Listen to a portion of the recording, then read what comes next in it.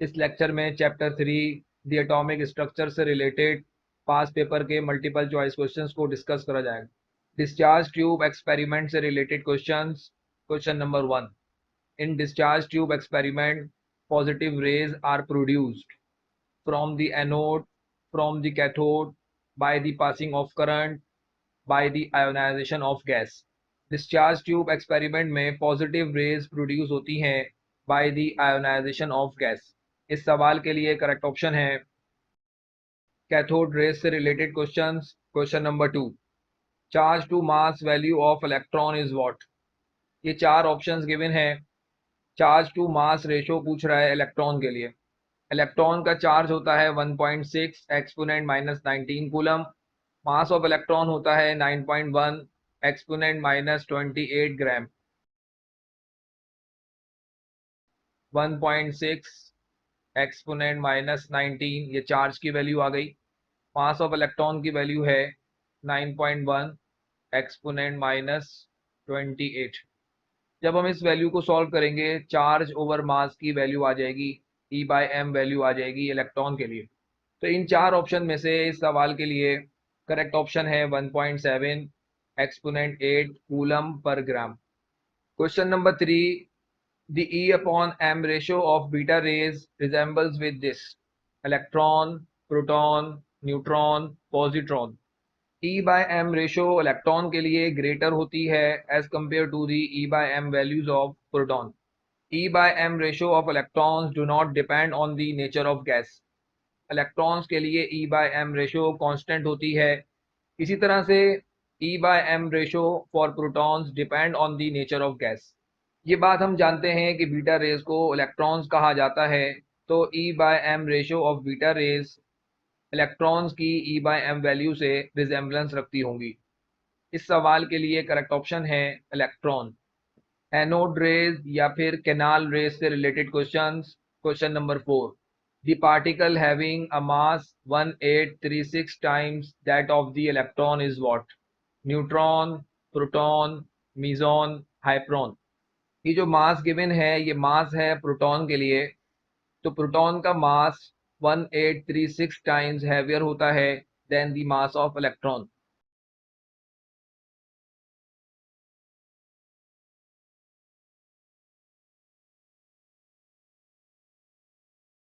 इन तीन पार्टिकल में से सबसे लाइटेस्ट होता है इलेक्ट्रॉन और सबसे हैवीएस्ट होता है neutron.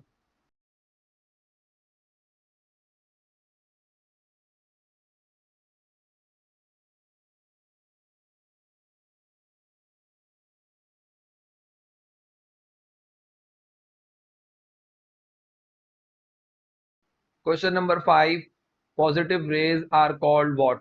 Canal rays, gamma rays, beta rays, alpha rays. Positive rays को एनोड रेज, कैनाल रेज या फिर प्रोटॉन्स कहा जा सकता है। तो इस सवाल के लिए करेक्ट ऑप्शन है canal raise. Question number 6, the E by m value of positive rays is maximum for this gas: hydrogen, helium, oxygen, nitrogen. Positive rays या कैनाल रेज के लिए E by m ratio nature of gas पे depend करती है। Nature of gas पे depend करने का मतलब यह है कि inversely related to the mass of gas. इन चार गैसेस में से सबसे कम एटॉमिक मास है हाइड्रोजन का। हाइड्रोजन के लिए ई बाय एम वैल्यू इन चार गैसेस में सबसे ज़्यादा ऑब्जर्व होगी। इस सवाल का करेक्ट ऑप्शन है हाइड्रोजन। रेडियो एक्टिविटी से related questions. Question number 7, on emission of alpha particles uranium 92 changes into this. यहाँ पे चार ऑप्शंस गिवन है: thorium, radium, polonium, protactinium. Uranium 92 से जब अल्फा पार्टिकल्स इमिट हो जाते हैं यूरेनियम 92 थोरियम में कन्वर्ट हो जाता है। 92 में से अगर हम दो माइनस करें तो बचेगा 90। 90 एटॉमिक नंबर होता है थोरियम के लिए। तो यूरेनियम 92 अल्फा पार्टिकल्स इमिट करके हीलियम न्यूक्लियाई इमिट करके थोरियम एटम में कन्वर्ट होता है। तो इस सवाल के लिए करेक्ट ऑप्शन है thorium. Question number 8, the most of the radiations coming out from the pitchblende were this: electrons, protons, X rays, neutron. Pitchblende एक रेडियो एक्टिव मिनरल है। इस रेडियो एक्टिव मिनरल में से जो radiations emit होती हैं वो electrons होते हैं। इस सवाल के लिए करेक्ट ऑप्शन है electrons. Question number 9, the penetration power of beta particles in air as compare to the alpha particle is this. 100 times, 2 times, 1000 times, 200 times. Alpha rays की पेनिट्रेटिंग पावर सबसे कम होती है, 1 से लेकर 2 सेंटीमीटर एयर में penetrate कर सकती है। बीटा रेज की पेनिट्रेशन पावर 1 से लेकर 2 मीटर तक होती है एयर में। इसी तरह से गामा रेज की पेनिट्रेशन पावर 15 टू 20 सेंटीमीटर होती है लेड एलिमेंट में। मोस्ट पेनिट्रेटिंग रेडिएशंस हैं गामा रेडिएशंस और लीस्ट पेनिट्रेटिंग रेडिएशंस हैं अल्फा रेडिएशंस। अल्फा रेज 1 से 2 सेंटीमीटर तक एयर में ट्रैवल करती हैं और बीटा रेज 1 से 2 मीटर एयर में ट्रैवल करती हैं। मिसाल के तौर पे अल्फा रेज 1 सेंटीमीटर ट्रैवल कर रही हैं, बीटा रेज 1 मीटर ट्रैवल कर रही है। सेंटी का मतलब है 1/100। सेंटी की वैल्यू हमने पुट कर दी। अगर हम इस वैल्यू को 100 से मल्टीप्लाई करें तो हमारे पास आंसर आ जाएगा 1 मीटर। मल्टीप्लाई बाय 100 करने से आंसर आ जाएगा 1 मीटर। तो इस सवाल के लिए जो करेक्ट ऑप्शन बनेगा, the penetration power of beta particles in air as compare to alpha particle is 100 times. Question number 10. Alpha rays are what? Neutron, electron, proton, helium nuclei. Alpha rays are fast moving helium nuclei. Beta rays are fast moving electrons. Gamma rays do not consist of particles. They are electromagnetic radiations like X-rays. Alpha rays को हम कह सकते हैं कि they are helium nuclei. Question number 11. These radioactive rays are non-material in nature. Alpha rays, beta rays, gamma rays, canal rays. इन चार radiation में से gamma rays particle based नहीं होती, तो इस सवाल के लिए करेक्ट ऑप्शन है gamma rays. Question number 12. The most penetrating radioactive rays are cathode rays, beta rays, alpha rays, gamma rays. इन चार ऑप्शन में से सबसे ज़्यादा पेनिट्रेशन पावर होती है गामा रेज की, तो इस सवाल के लिए करेक्ट ऑप्शन है गामा रेज। अगर हम आयोनाइजेशन पावर की बात करें तो आयोनाइजेशन पावर रिवर्स होती है। चैडविक एक्सपेरिमेंट से related questions.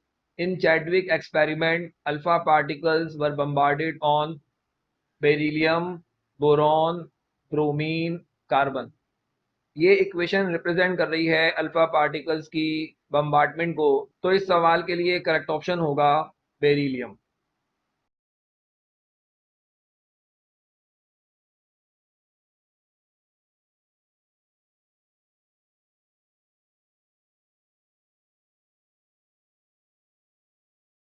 Ionisation power of alpha particle is maximum, तो इस वजह से अल्फा पार्टिकल्स को स्ट्राइक करवाया जाता है दूसरे एलिमेंट्स पे। जब अल्फा पार्टिकल्स को बेरिलियम पे स्ट्राइक करवाया जा रहा है 4 + 2, तो ये हो गया 6, एटॉमिक नंबर हो गया 6। 9 + 4 होता है 13। एक मास नंबर आ गया न्यूट्रॉन पे, तो कार्बन के ऊपर आएगा 12। ये इक्वेशन रिप्रेजेंट कर रही है आर्टिफिशियल रेडियो एक्टिविटी को।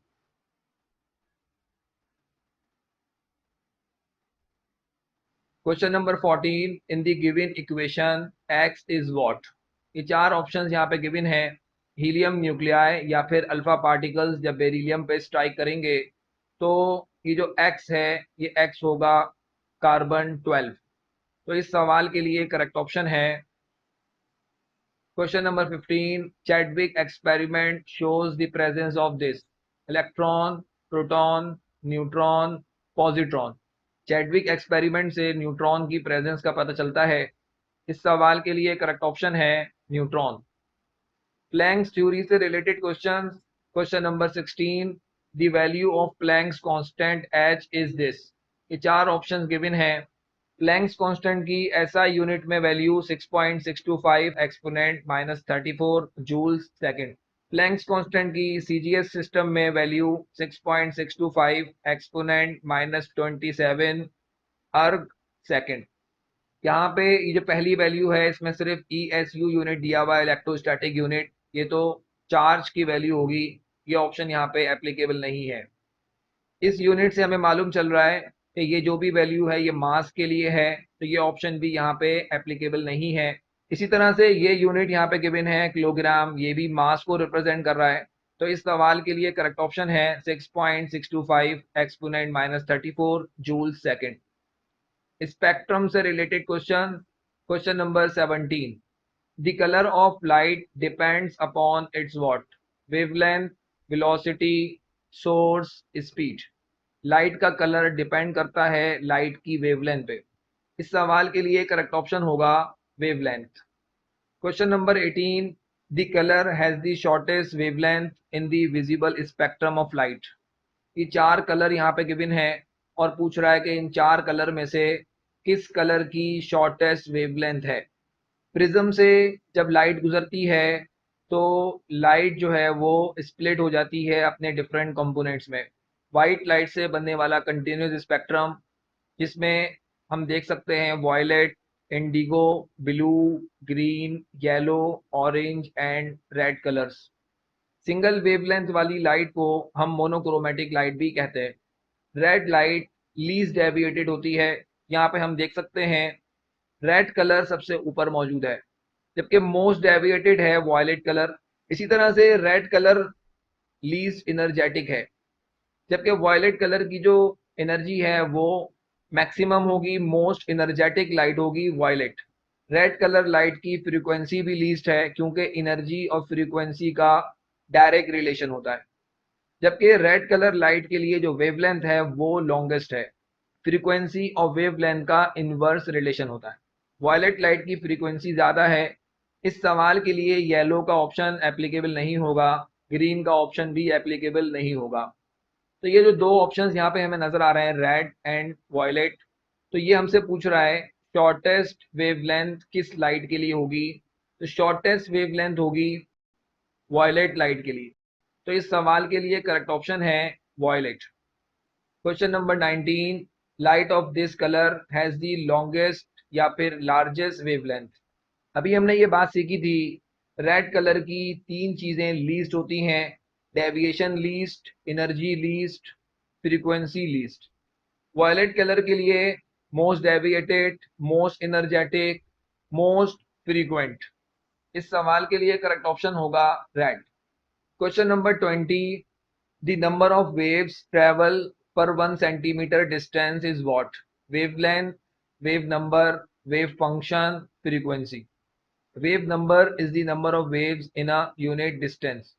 तो इस सवाल के लिए करेक्ट ऑप्शन होगा वेव नंबर। Question number 21। किसी भी रेडिएशन की एनर्जी इन चार ऑप्शन में से किस ऑप्शन से डायरेक्टली प्रोपोर्शनल होती है? The energy of electromagnetic radiation is directly proportional to its frequency. इस सवाल के लिए करेक्ट ऑप्शन है फ्रीक्वेंसी।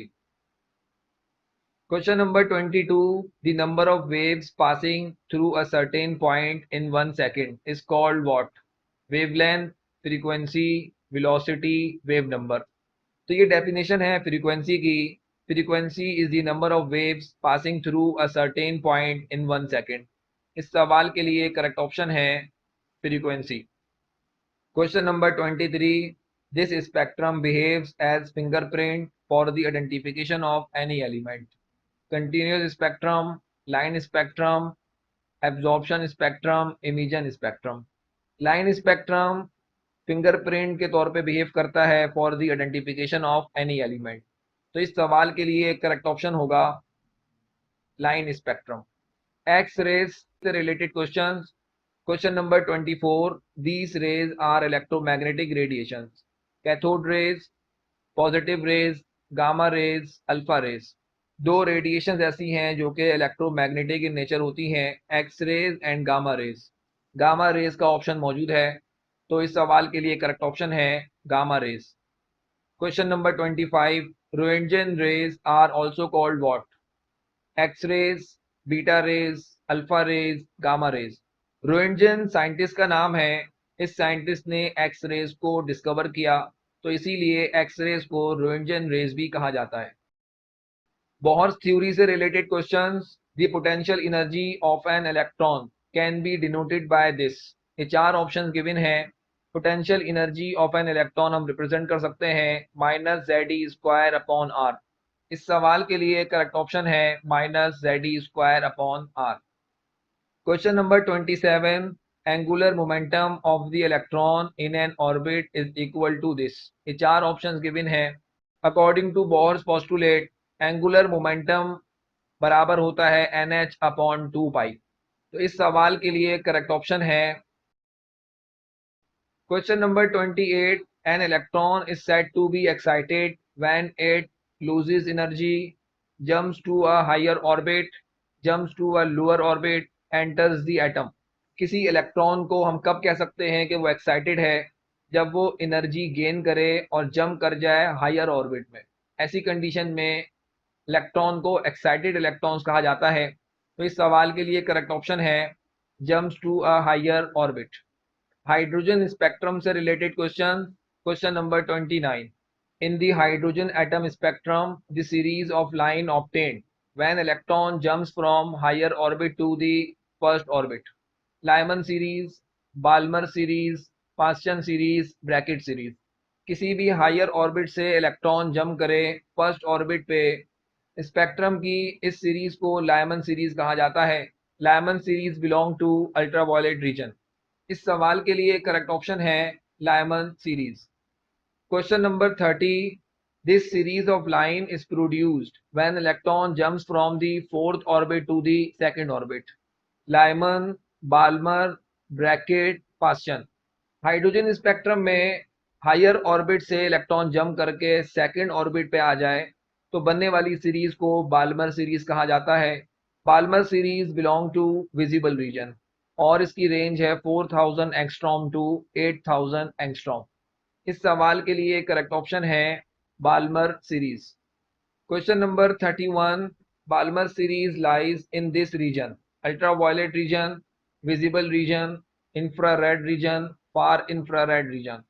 बाल्मर सीरीज का रीजन है विजिबल रीजन। तो इस सवाल के लिए करेक्ट ऑप्शन है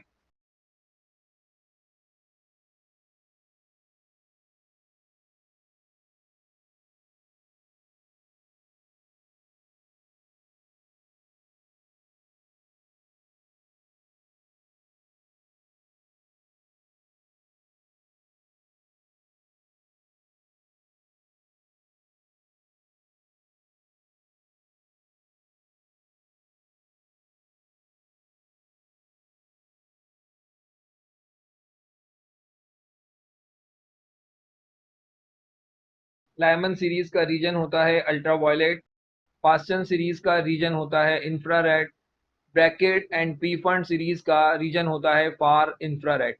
हाइड्रोजन सीरीज की सीक्वेंस याद रखने के लिए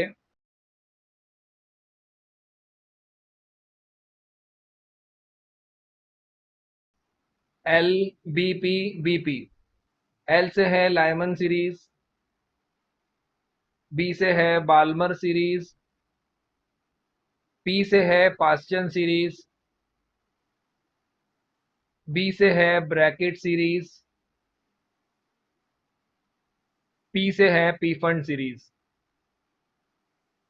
लाइमन सीरीज कब ऑब्जर्व होती है? जब इलेक्ट्रॉन हायर ऑर्बिट से ऑर्बिट नंबर 1 पे जंप करे, n1 की वैल्यू होगी 1। बाल्मर सीरीज कब ऑब्जर्व होती है? जब इलेक्ट्रॉन किसी भी हायर ऑर्बिट से ऑर्बिट नंबर 2 पे जंप करे, n1 की वैल्यू होगी 2। पास्चन सीरीज कब ऑब्जर्व होती है? जब इलेक्ट्रॉन किसी भी हायर ऑर्बिट से ऑर्बिट नंबर 3 पे जंप करे। ब्रैकेट सीरीज कब ऑब्जर्व होगी? जब इलेक्ट्रॉन किसी भी हायर ऑर्बिट से ऑर्बिट नंबर 4 पे जंप करे। पी फंड सीरीज कब ऑब्जर्व होगी? जब इलेक्ट्रॉन किसी भी हायर ऑर्बिट से ऑर्बिट नंबर 5 पे जंप करे। इन सीरीज में n1 की वैल्यूज कांस्टेंट है।